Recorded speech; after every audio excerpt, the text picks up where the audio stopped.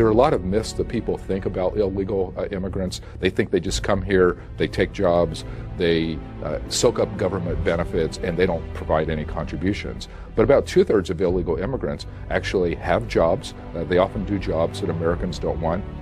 They pay taxes, so they actually contribute to our economy and our society in a variety of different ways.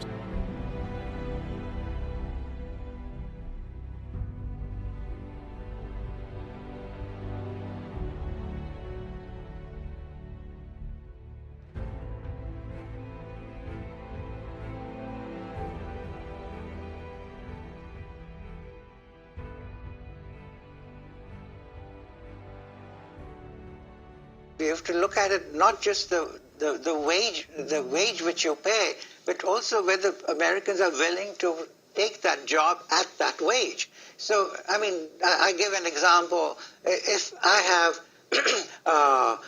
in my classroom, since I'm a professor, the people who come and clean up after you've given your lecture, they probably get about $10 an hour. But if you were to tell me to do it at $10 an hour, I'm not going to take that job. I'm an American since '91. But if somebody comes and says, would you do it for $100 an hour? Well, I said, of course I'll cancel my appointment with C-SPAN and go and do that job. But the point is, will anybody be able to afford to pay me that $100 pay? Of course not. The jobs will not even exist at that price. So I think we have to really think, when people say immigrants are taking away our jobs, we have to allow for the fact that we are not willing to do those jobs at those prices. So you're absolutely right in making that remark. And so I think a lot of people say, oh, we are taking away jobs. These people are not taking away jobs. Those jobs simply would not exist at the prices at which we are willing to do them.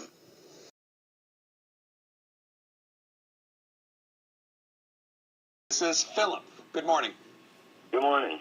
I think the whole thing, your whole argument about they're contributing to by working and paying in our tax system, that's our kids' first jobs.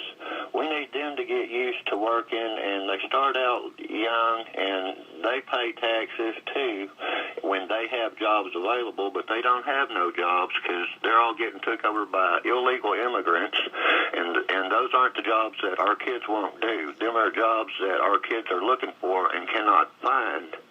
And our Army's supposed to keep us from being invaded. They haven't done that. Maybe they need to make conditions better in Mexico so people will quit running from there up here. But, we're the ones that are footing the bill, and our kids are the ones that are paying the price. But to say that the illegal immigrants are taking jobs that Americans don't want is just as outrageous as saying that cigarette smoke is good for you. I'm from New York City, and I see firsthand what illegal immigration has done to not only this country, but to African Americans in particular. You cannot find a job right now in housekeeping and construction and being just a busboy. Every single job that African Americans used to have are no longer available. And on top of that, the Mexicans or whatever, the different illegal immigrants come in, they take the jobs that Americans would love. I mean, this guy is saying that $10 an hour is low pay. I mean, I'm sure there's millions of people who would love to take a job for $10 an hour. I don't even know where Apple or Orchard is or Orange Orchard. I don't even know where one is. So for saying that they're all coming in just to work in these Apple fields, it's hilarious.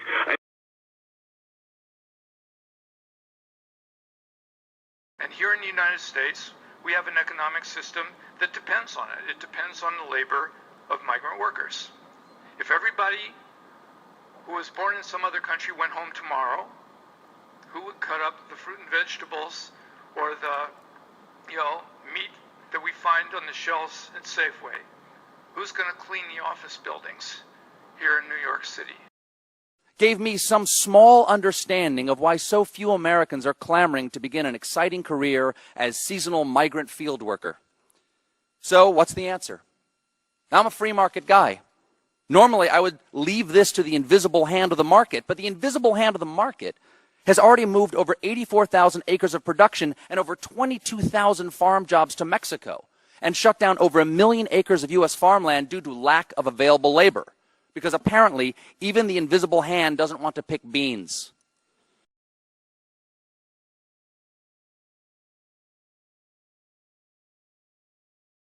Theory. It is a harsh, threatening reality borne out not by numerous academic studies, but by the life experiences of the American families from California to Georgia, from Iowa to New Jersey. Our middle class is being destroyed. Our communities are not safe. Our social service infrastructure is collapsing. And yes, it has everything to do with illegal. Criminals are cross-border criminals that come into the United States from all over the world to commit crimes and then flee back across the southern border.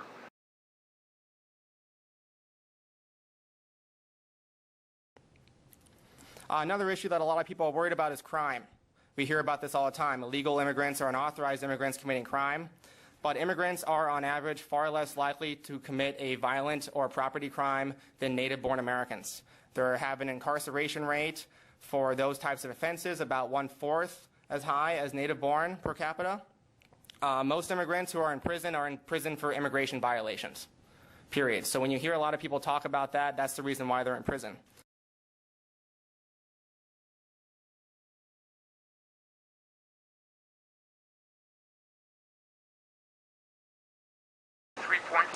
People who live in Oaxaca qualify for the category of extreme poverty.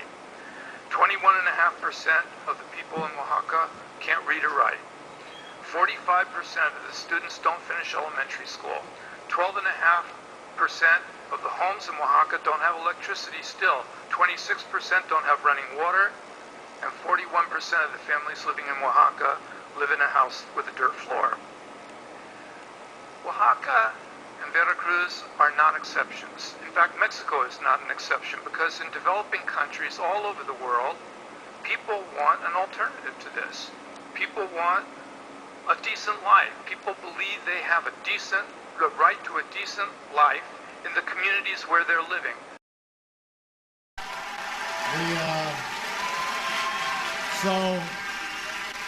So for those of you who are committed to getting this done, I am going to march with you and fight with you every step of the way to make sure that we are welcoming every striving, hard-working immigrant who sees America the same way we do, as a country where no matter who you are or what you look like or where you come from, you can make it if you try. And if you're serious about making that happen, then I'm ready to work with you.